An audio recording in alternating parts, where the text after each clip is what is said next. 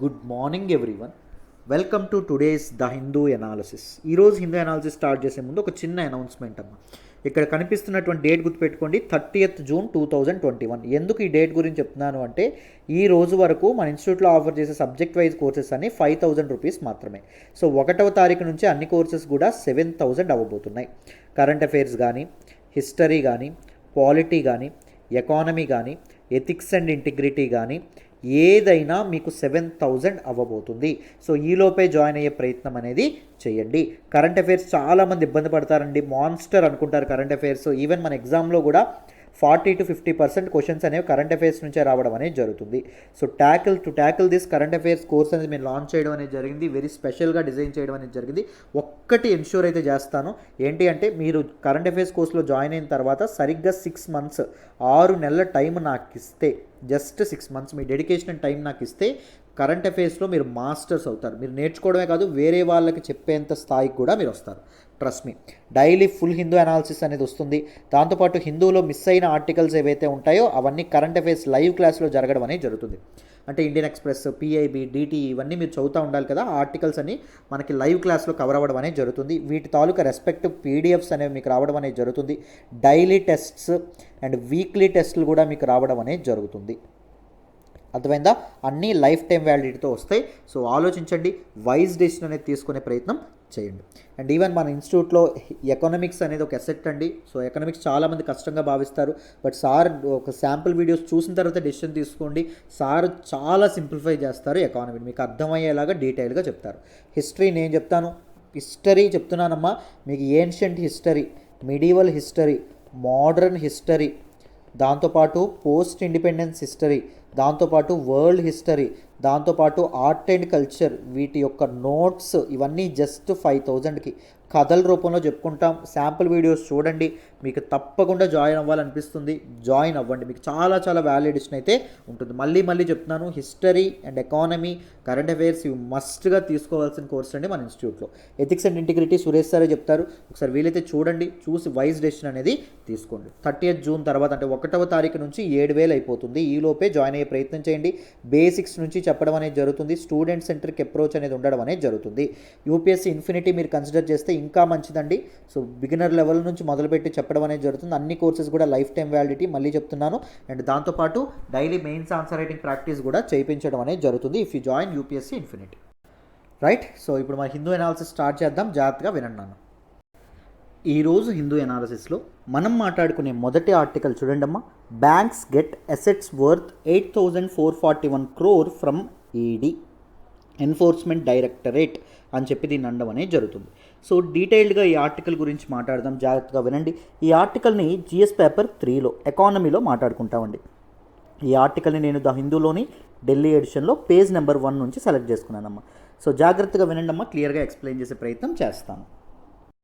So ఈ article మీకు అర్థం కావాలంటే మీకు బ్యాక్గ్రౌండ్ అర్థం కావాలి. ఇక్కడ 3 నేరస్తుల పేరు రాస్తాను చూడండి. ఎవరి పేరు? Vijay Mallya, second Nirav Modi and third Mehul Chokshi.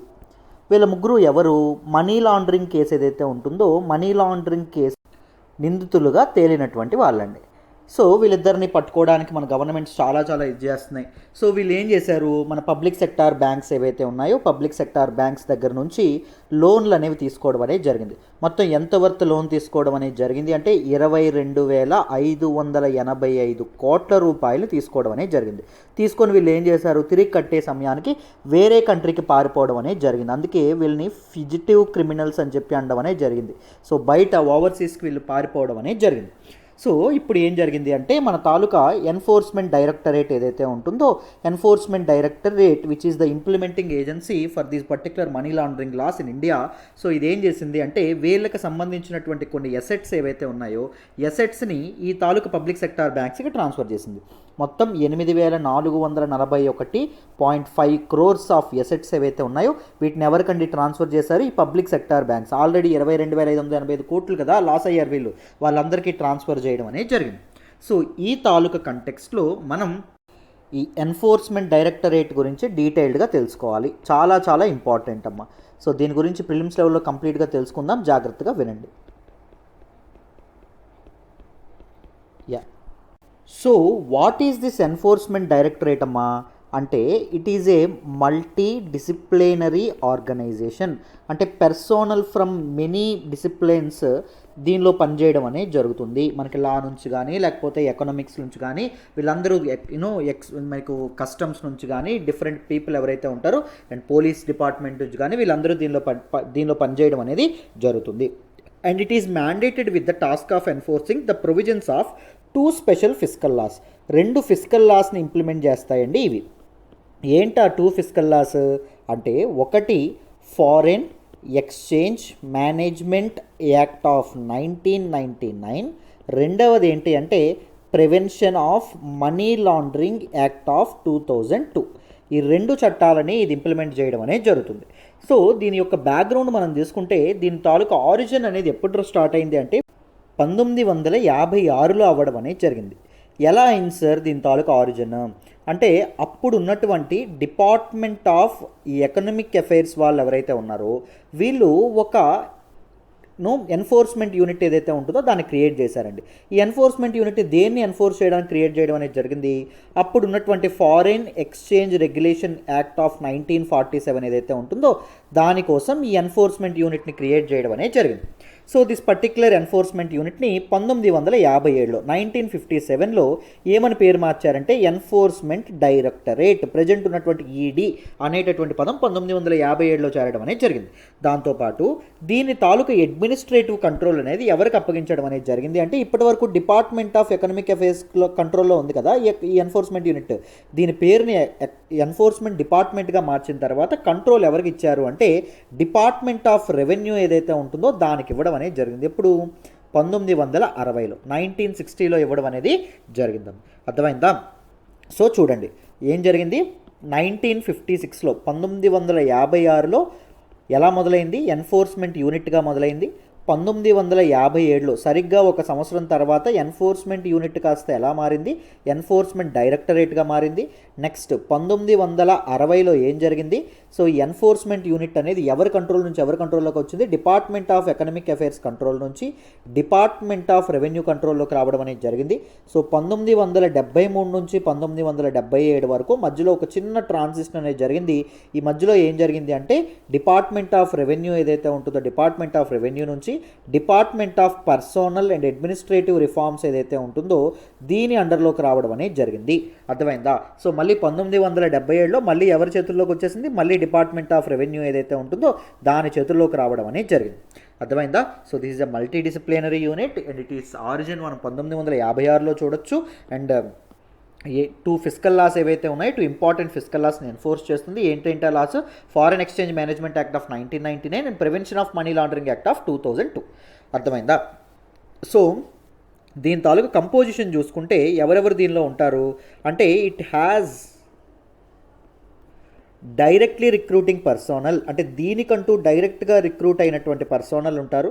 దాంతోపాటు many personnel from different agencies అండి different investigating agencies like customs and central exchange వాళ్ళ దగ్గర నుంచి ఇన్కమ్ ట్యాక్స్ ఏదైతే ఉంటుందో ఇన్కమ్ ట్యాక్స్ డిపార్ట్మెంట్ నుంచి పోలీస్ డిపార్ట్మెంట్ నుంచి కూడా దీనిలోకి డెప్యుటేషన్ మీద సిబ్బంది ఎవరైతే ఉంటారో వాళ్ళు రావడం అనేది జరుగుతుంది. సో దీని ప్రకారంగా వీళ్ళు ఏం చేస్తారు సో డిఫరెంట్ లాస్ ఏవైతే ఉంటాయో వాటిని ఎన్ఫోర్స్ చేయడం అనేది జరుగుతుంది. ఆ 2 ఫిస్కల్ లాస్ నేను ఆల్రెడీ చెప్పడం అనేది జరిగింది. ఏంటండి ఆ 2 ఫిస్కల్ లాస్ మన తాలూకా FEMA foreign exchange management act of 1999 and second act ఏంటి prevention of money laundering act of 2002. దీంతో పాటు ఇంకొక చట్టాన్ని కూడా వీళ్ళు ఇది ఎన్ఫోర్స్ చేయడం అనేది జరుగుతుంది. ఏంటి అంటే fugitive economic offenders act 2008. Economic offend చేసి బయటకు పారిపోయినటువంటి వ్యక్తులు ఎవరైతే ఉన్నారో వాళ్ళకి సంబంధించినటువంటి అసెట్స్ని మేనేజ్ చేయడం కూడా మన తాలూకా ఎన్ఫోర్స్మెంట్ డైరెక్టరేట్ ఏదైతే ఉంటుందో ఇది చూడడం అనేది జరుగుతుంది. సో దీనిలో భాగంగానే మన తాలూకా విజయ్ మాల్యాది నీరవ్ మోదీది వీళ్ళ అసెట్స్ ఏవైతే ఉన్నాయో పబ్లిక్ సెక్టార్ బ్యాంక్స్కి వీళ్ళు ట్రాన్స్ఫర్ చేయడం అనేది జరిగింది. అర్థమైందా? సో ఇది మనకు న్యూస్లోకి రావడం అనేది జరిగింది. So these are the facts that you remember regarding this particular article అండి. ప్రిలిమ్స్ పర్స్పెక్టివ్లో చాలా చాలా చాలా ఇంపార్టెంట్ అమ్మ చాలా చాలా ఇంపార్టెంట్. సో అందరికీ డీటెయిల్డ్గా ఫ్యాక్ట్స్ అన్ని అర్థమయ్యాయనే అనుకుంటున్నాను. మరి నెక్స్ట్ ఆర్టికల్ డిస్కస్ చేద్దామా? జాగ్రత్తగా వినండి అన్న. ఈరోజు హిందూ అనాలిసిస్లో మనం మాట్లాడుకునే నెక్స్ట్ ఆర్టికల్ వచ్చేసి IAF Navy match skills with US team. Very very important article regarding GS paper 3 అమ్మ. సెక్యూరిటీలో మనం మాట్లాడుకుంటాం అండ్ దాంతోపాటు జిఎస్ పేపర్ 2లో కూడా మనం ఇంటర్నేషనల్ రిలేషన్స్లో కూడా మనం మాట్లాడుకోవడం అనేది జరుగుతుంది. ఈ ఆర్టికల్ని నేను ద హిందూలోని ఢిల్లీ ఎడిషన్లో పేజ్ నెంబర్ 8 నుంచి సెలెక్ట్ చేసుకోవడం అనేది జరిగిందన్న. జాగ్రత్తగా వినండి, క్లియర్గా ఎక్స్ప్లెయిన్ చేసే ప్రయత్నం చేస్తాను. నేను మళ్ళీ చెప్తున్నాను, మీకు చక్కగా కరెంట్ అఫైర్స్ ప్రిపరేషన్ కాంప్రహెన్సివ్గా అవ్వాలంటే ఈ నెంబర్కి ఫోన్ చేసి చక్కగా జాయిన్ అయ్యే ప్రయత్నం చేయండి. 1వ తారీఖు నుంచి 2000 ఫీజు కూడా పెరుగుతుంది. ఈ లోపే జాయిన్ అయ్యే ప్రయత్నం చేయండి, మీకు చాలా చాలా వాల్యూ ఎడిషన్ అయితే ఉంటుంది, ట్రస్ట్ మీ. ఓకేనా? మరి ఇప్పుడు ఈ ఆర్టికల్ మరొకసారి డిస్కస్ చేద్దాం, జాగ్రత్తగా వినండి. సో ఏం లేదన్న, ఏంటి వచ్చింది మనకు న్యూస్లోకి ఏమొచ్చింది అంటే మన ఇండియన్ నేవీ అండ్ దాంతోపాటు ఇండియన్ ఎయిర్ ఫోర్స్ ఈ రెండు కలిపి యూఎస్ టీం ఎవరైతే ఉన్నారో, యూఎస్ మనకి మెంబర్స్ ఎవరైతే నేవల్ టీం ఎవరైతే ఉన్నారో వాళ్ళతో కలిపి ఒక 2 డే పాసేజ్ ఎక్సర్సైజ్ అనేది స్టార్ట్ చేశారు. Passage exercise is a military. Passage exercise అంటే ఏంటో చెప్తాను చూడండి. పాసేజ్ ఎక్సర్సైజ్ అనేటటువంటిది ఒక మిలిటరీ ఎక్సర్సైజ్. కానీ ఏ మిలిటరీ ఎక్సర్సైజ్ అయినా ప్రీ ప్లాన్డ్గా జరుగుతుంది. అంటే ముందు ప్లాన్ వేస్తారు, రెండు గవర్నమెంట్స్ కలిసి, లేకపోతే ఆర్మీస్ డిఫెన్స్ ట్రూప్స్ ఎవరైతే ఉన్నారో పలానా టైంలో మనం మిలిటరీ ఎక్సర్సైజ్ అనేది కండక్ట్ చేద్దాం అనుకుంటారు. బట్ పాసేజ్ ఎక్సర్సైజ్ అంటే ఏంటి అంటే వెన్ ఎవర్ ఎన్ ఆపర్చునిటీ, ఎప్పుడైనా ఒక అవకాశం దొరికినప్పుడు ఈ తాలూకు ఎక్సర్సైజ్ మన తాలూకు army and navy people and air force people ఇలాంటి ఎక్సర్సైజ్ అనేది కండక్ట్ చేయడం అనేది జరుగుతుంది. అర్థమైందా? So whenever there is an opportunity arises they conduct these kind of exercises. Those exercises are called passage exercises అని చెప్పి అనడం అనేది జరుగుతుంది. ఏం జరిగింది అంటే మన అమెరికా యొక్క యుఎస్ యొక్క నేవల్ షిప్ అయినటువంటి రొనాల్డ్ రేగన్ అనేటటువంటి ship, this is from carrier strike group అండి. సో దిస్ పర్టికులర్ షిప్ అనేది మన ఇండియన్ ఓషన్ రీజియన్ గుండా పాస్ అవుతుంది. సో ఇండియన్ ఓషన్ రీజియన్ గుండా పాస్ అవుతుంది కదా, ఆపర్చునిటీ వచ్చింది కదా. సో పనిగా మన ఆర్మీ వాళ్ళు ఎవరైతే, మన తాలూకా నేవీ అండ్ దాంతోపాటు మన తాలూకా ఎయిర్ ఫోర్స్ వాళ్ళు ఎవరైతే ఉన్నారో ఇండియన్ ఎయిర్ ఫోర్స్తో మనం ఒక ఆపరేషన్ అనేది, మనం ఒక ఎక్సర్సైజ్ అనేది కండక్ట్ చేసుకుంటూ వెళ్ళిపోదాం అనేటటువంటి విధంగా ఈ పాసేజ్ ఎక్సర్సైజ్ అనేది స్టార్ట్ చేయడం అనేది జరిగింది. ఎన్ని రోజులండి ఈ passage exercise? 2 days passage exercise. So ఇలాంటి పాసేజ్ ఎక్సర్సైజే మన తాలూకా ఇండియా, జపాన్, దాంతోపాటు రీసెంట్గా ఫ్రాన్స్తో కూడా కంప్లీట్ చేసింది. లాస్ట్ ఇయర్ అక్టోబర్లో యూఎస్తో కూడా ఇలాంటి పాసేజ్ ఎక్సర్సైజ్ జరగడం అనేది జరిగింది. So they are not preplanned, opportunity వచ్చింది కాబట్టి ఆ ఎక్సర్సైజ్ అలా కండక్ట్ చేయడం అనేది జరుగుతుంది. అర్థమైందా? సో ఎందుకు దీని తాలూకా ప్రజెంట్ ఈ ఎక్సర్సైజ్ ఏదైతే ఉంటుందో దిస్ పాసెక్స్ తాలూకా ఇదేంటి ఎయిమ్ ఏంటంటే అమ్మ, to strengthen the bilateral relationship and cooperation by demonstrating the ability to integrate and coordinate comprehensively in maritime operations. Maritime ఆపరేషన్స్లో కలిసి ఉన్నామని చెప్పి బయట ప్రపంచానికి తెలియపరచడం ద్వారా, మ్యారిటైమ్ ఆపరేషన్స్లో ఒకరినొకరు కోఆర్డినేట్ చేసుకోవడం ద్వారా, మ్యారిటైమ్ ఆపరేషన్లో ఒకరి తాలూకు ఎబిలిటీ ఇంకొకరికి ఇంటిగ్రేట్ చేసుకోవడం వల్ల బెటర్ రిజల్ట్స్ అనేవి అచీవ్ చేయడానికి, అర్థమైందా, బెటర్ రిలేషన్షిప్ అనేది ఏర్పాటు చేయడానికి, దాంతోపాటు ఒక రూల్స్ బేస్డ్ ఇంటర్నేషనల్ ఆర్డర్ ఏదైతే ఉంటుందో దాన్ని ఎన్ష్యూర్ చేయడానికి, for better relationship and cooperation అని చెప్పి మీరు అనుకోవచ్చు. అందుకోసం ఈ తాలూకా దీన్ని ఏర్పాటు చేయడం అనేది జరిగింది. దీనిలో భాగంగా ఇండియన్ నేవీ యొక్క Indian naval ship Kochi and Indian naval ship Tegh ఏదైతే ఉంటుందో ఈ రెండు పార్టిసిపేట్ చేసినాయి. దాంతోపాటు P-81 long range maritime patrol aircraft, long range maritime patrol aircraft ఇది కూడా పార్టిసిపేట్ చేయడం అనేది జరిగింది. అండ్ ఎయిర్ ఫోర్స్ యొక్క MiG-29K ఫైటర్ జెట్స్ ఏవైతే ఉన్నాయో ఇవి కూడా పార్టిసిపేట్ చేయడం అనేది జరిగిందమ్మా. ఈ పర్టికులర్ ఎక్సర్సైజ్లో ఇవన్నీ మనకు పార్టిసిపేట్ చేయడం అనేది జరిగింది. What might be the impact? So దీనివల్ల రిజల్ట్ ఏంటి రావచ్చు మనకి, ఎందుకు ఎలా బెనిఫిట్ అవ్వచ్చు అంటే, మొదటిది ఏంటి అంటే establish rules based order. So rules based world order ఏదైతే ఉంటుందో దాన్ని ఎన్ష్యూర్ చేయడానికి, so both India and US ఏం చేద్దాం అనుకుంటున్నాయి, ఓపెన్, ఇంక్లూజివ్ అండ్ దాంతోపాటు ఫ్రీ వరల్డ్ ఆర్డర్ అనేది, ఇంటర్నేషనల్ మ్యారిటైమ్ ఆర్డర్ అనేది ఎస్టాబ్లిష్ చేద్దామని అనుకుంటున్నాయి. ఏ ఒక్క కంట్రీ డామినేట్ చేయకుండా, సో అందరికీ ఈ తాలూకు ఫ్రూట్స్ అనేవి అందాలి కాబట్టి. సో దానికోసం ఇది చాలా చాలా హెల్ప్ అవ్వడం అనేది జరుగుతుంది. Because they both have shared values అండి, డెమోక్రటిక్ వాల్యూస్ అనేవి ఇద్దరికి ఉండడం అనేది జరిగింది. బోత్ హ్యావ్ షేర్డ్ ఇంట్రెస్ట్ కూడా సేమ్ ఉండడం అనేది జరిగింది. Both US want to contain China and దాంతోపాటు India want to contain China. So ఇద్దరు చైనా చెక్ పెట్టాలనుకుంటున్నారు. సో దానికోసం ఈ తాలూకా ఇంటిగ్రేటెడ్ మ్యారిటైమ్ ఎక్సర్సైజ్ ఉపయోగపడుతుందని చెప్పి మనం అర్థం చేసుకోవచ్చు. రెండవది integrated inter operability. So inter operability కూడా ఎన్ష్యూర్ చేయడం అనేది జరుగుతుంది. ఇలాంటి ఎక్సర్సైజెస్ వల్ల ఏం జరుగుతుంది, టెక్నాలజీ షేరింగ్ కానీ స్ట్రాటజీ షేరింగ్ కానీ ఇవన్నీ జరగడం అనేది జరుగుతుంది. సపోజ్ రెస్క్యూ ఆపరేషన్స్ గురించి తెలుసుకోవచ్చు. దాంతోపాటు ఇంటిగ్రేటెడ్ మ్యారిటైమ్ సెర్చ్, వీటన్నిటి గురించి టెక్నాలజీ అనేది కానీ లేకపోతే స్కిల్ అనేది కూడా ఒకరి నుంచి ఇంకొకరు తీసుకోవడం వల్ల ఇద్దరికీ హెల్ప్ అవ్వడం అనేది జరుగుతుంది. Enhance aspects of inter operability, maritime and air power సెక్టార్లో బెస్ట్ ప్రాక్టీసెస్ కూడా నేర్చుకోవడం అనేది జరుగుతుంది. రైట్, బెస్ట్ ప్రాక్టీసెస్ కూడా నేర్చుకోవడం అనేది జరుగుతుంది. Next, counter China's expansionist policy. మూడవది ఏంటమ్మా, చైనాని కంట్రోల్ చేయడం, చైనాని కట్టడి చేయడం. మీ అందరికీ తెలుసు ఇండియన్ ఓషన్ రీజియన్ ఏదైతే ఉంటుందో ఇండియన్ ఓషన్ రీజియన్లో అండ్ దాంతోపాటు సౌత్ చైనా సీ ఏదైతే ఉంటుందో సౌత్ చైనా సీలో ఎవరి తాలూకా డామినెన్స్ విపరీతంగా పెరిగిపోతుంది, మన తాలూకా చైనా యొక్క డామినెన్స్ అనేది విపరీతంగా పెరిగిపోవడం అనేది జరుగుతుంది. సో చైనా యొక్క డామినెన్స్ని కంట్రోల్ చేయాలి, ఎక్స్పాన్షనిజంని కంట్రోల్ చేయాలంటే ఈ రెండూ కలవడం అనేది తప్పనిసరి. అందుకే రెండూ కలవడం అనేది జరిగింది. అర్థమైందా? So these are some important points. And ఈ బోత్ మన ఇండియా అండ్ యూఎస్ కలిపి చేసేటటువంటి జాయింట్ ఎక్సర్సైజెస్ ఏమున్నాయో చూద్దామా? చూడండి, ఈ పాసెక్స్ కాకుండా ఇంకేమున్నాయో చూద్దాం. The first one is Malabar exercise. Malabar exercise not only India and US మాత్రమే ఉండవు, ఇంకొక మన తాలూకా జపాన్ ఏదైతే ఉంటుందో జపాన్ ఉంటుంది. లాస్ట్ ఇయర్ ఆస్ట్రేలియా కూడా మనకు జాయిన్ అవ్వడం అనేది జరిగింది మలాబర్ ఎక్సర్సైజ్లో. సో క్వాడ్ కంట్రీస్ ఏవైతే ఉంటాయో క్వాడ్రిలేటరల్ సెక్యూరిటీ డైలాగ్ అంటాం. సో క్వాడ్ కంట్రీస్ అని 4, ఎవరెవరు, United states of America, India, Australia, Japan. Quad అనేది చైనాకి ఎగనెస్ట్గా, చైనా డామినెన్స్కి ఎగనెస్ట్గా కౌంటర్ చేసేందుకు ఏర్పడినటువంటి ఒక కోయిలేషన్ అనమాట. సో క్వాడ్ కంట్రీస్ అన్ని మలాబర్ ఎక్సర్సైజ్ లాస్ట్ ఇయర్ చేయడం అనేది జరిగింది. So it is also very very important exercise. ఇంకేం ఎక్సర్సైజెస్ అనేవి ఇండియా యుఎస్ మధ్య జరుగుతూ ఉన్నాయి అంటే వజ్ర ప్రహార్. వజ్ర Prahar is an army exercise అమ్మ. నెక్స్ట్, యుద్ధ అభ్యాస్, ఇది కూడా ఆర్మీ ఎక్సర్సైజ్. కోప్ ఇండియా, ఇది air force exercise. Next, red flag, USA యొక్క మల్టీలాటరల్ ఎయిర్ ఎక్సర్సైజ్. యుఎస్ఏ అనేది దీన్ని ఇది చేస్తుంది, ఇండియాతో పాటు మెనీ కంట్రీస్ దీనిలో పార్టిసిపేట్ చేస్తాయి. Air exercise, air force participate చేసేటటువంటి exercise. Malabar exercise, trilateral naval exercise between India, USA and Japan. మీ అందరికీ తెలుసు రీసెంట్గా ఎవరు యాడ్ అయ్యారు, ఆస్ట్రేలియా కూడా దీనిలో యాడ్ అవ్వడం అనేది జరిగింది. So these are some important exercises between India and USA, military exercises. So I hope ఈ ఆర్టికల్ కూడా మీ అందరికీ అర్థమైందని అనుకుంటున్నారు. మరి నెక్స్ట్ ఆర్టికల్ డిస్కస్ చేద్దామా? జాగ్రత్తగా వినండి. ఈరోజు హిందూ ఎనాలిసిస్లో మనం మాట్లాడుకునే నెక్స్ట్ ఆర్టికల్ వచ్చేసి grey matter loss seen after covid. Very very important article అండి. ఈ ఆర్టికల్ని మనం జిఎస్ పేపర్ 3 సైన్స్ అండ్ టెక్నాలజీలో చదువుకుంటాం.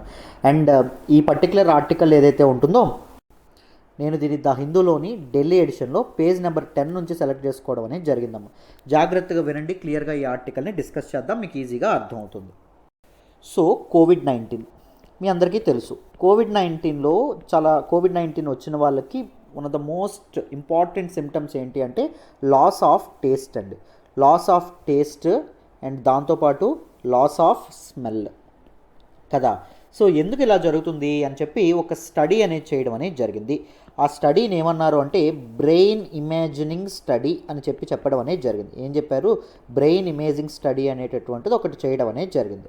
సో ఈ స్టడీలో భాగంగా ఏం చేశారు అంటే the scan brain images from A group of volunteers to compare changes before and after COVID-19. COVID-19 ముందు, కోవిడ్-19 వచ్చిన తర్వాత బ్రెయిన్లో ఎటువంటి చేంజెస్ వచ్చాయో తెలుసుకోవడానికి స్టడీ చేయడం అనేది జరిగింది. సో ఈ స్టడీలో ఏంటి బయటపడడం అనేది జరిగింది అంటే there is a distinct loss of grey matter in brain. బ్రెయిన్లో ఉన్నటువంటి గ్రే మ్యాటర్ ఏదైతే ఉంటుందో గ్రే మ్యాటర్ అనేది లాస్ అవ్వడం అనేది జరిగిందంట. Regions associated with smell and taste, both smell and టేస్ట్కి ప్రభావితం చేసేటటువంటి గ్రే మ్యాటర్ ఏదైతే ఉంటుందో ఈ గ్రే మ్యాటర్ కోల్పోవడం వల్లే సో కోవిడ్-19 ఎఫెక్టెడ్ పీపుల్లో స్మెల్ అండ్ టేస్ట్ తెలియట్లేదు అని చెప్పి తెలియడం అనేది జరిగిందంట. అర్థమైందా? సో ఎప్పుడైనా ఈ గ్రే మ్యాటర్ ఏదైతే ఉంటుందో ఈ గ్రే మ్యాటర్ పోతే risk of developing dementia and longer time, అంటే మనకి మతిమరుపు ఏదైతే ఉంటుందో మతిమరుపు కూడా వచ్చేటటువంటి ప్రమాదం అనేటటువంటిది ఉందంటమ్మా. అర్థమైందా? ఇంతకీ గ్రే మ్యాటర్ అంటే ఏంటి? ఇప్పుడు మన బ్రెయిన్ తీసుకోండి. మన బ్రెయిన్ లాటరల్ సెక్షన్ మనం చేస్తే ఇలా ఉంటుంది కదా, ఇది బ్రెయిన్ అనుకోండి. ఇప్పుడు ఈ బ్రెయిన్లో చుట్టూత మనకి ఈ బార్డర్లో ఈ గ్రే మ్యాటర్ ఏదైతే ఉంటుందో అది ఉండడం అనేది జరుగుతుంది. ఇక్కడ జాగ్రత్తగా చూడండి, ఇదిగోండి ఇక్కడ ఇదంతా మనకు గ్రే మ్యాటర్ కనిపించడం అనేది జరుగుతుంది. సో ఈ గ్రే మ్యాటర్ ఏదైతే ఉంటుందో దీనివల్ల ఇది రావడం అనేది, ప్రాబ్లం రావడం, ఇది తగ్గడం అనేది జరిగిందంట. సో అందువల్ల మనకి ఏం తగ్గుతుంది, మనకి స్మెల్ అండ్ దాంతోపాటు టేస్ట్ తెలియట్లేదంట. దిస్ పర్టికులర్ మ్యాటర్ని మనం వైట్ మ్యాటర్ అంటాం. అండ్ ఈ ఎడ్జ్లో ఉన్నటువంటి మ్యాటర్ ఏదైతే ఉంటుందో దీన్ని మనం ఏమంటాం, గ్రే మ్యాటర్ అని చెప్పి అనడం అనేది జరుగుతుంది. So most of the brains neuron cell bodies ఏవైతే ఉన్నాయో అవన్నీ ఈ గ్రే మ్యాటర్లోనే ఉండడం అనేది జరుగుతుందమ్మా.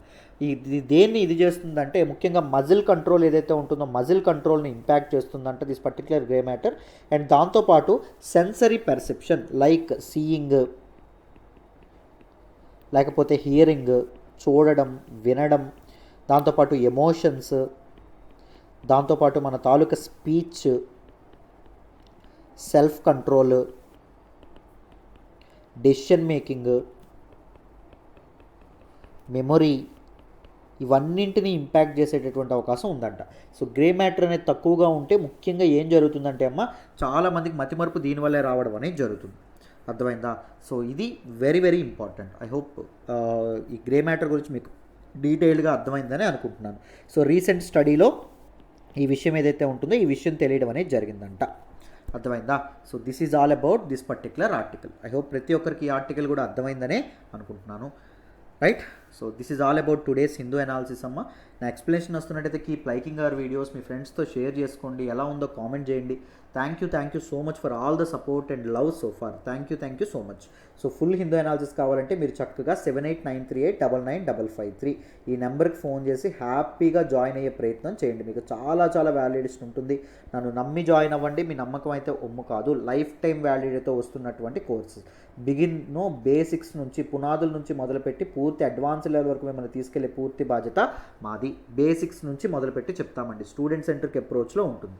ఆలోచించండి. కరెంట్ అఫైర్స్ మాన్స్టర్ అంటారు చాలామంది. మీకు కాంప్రహెన్సివ్గా ప్రిపరేషన్ అనేది జరుగుతుంది. వైజ్ డెసిషన్ అనేది తీసుకుందాం. ఓకేనా? మళ్ళీ రేపటి హిందూ అనాలిసిస్లో కలుద్దాం. బాయ్ అమ్మ.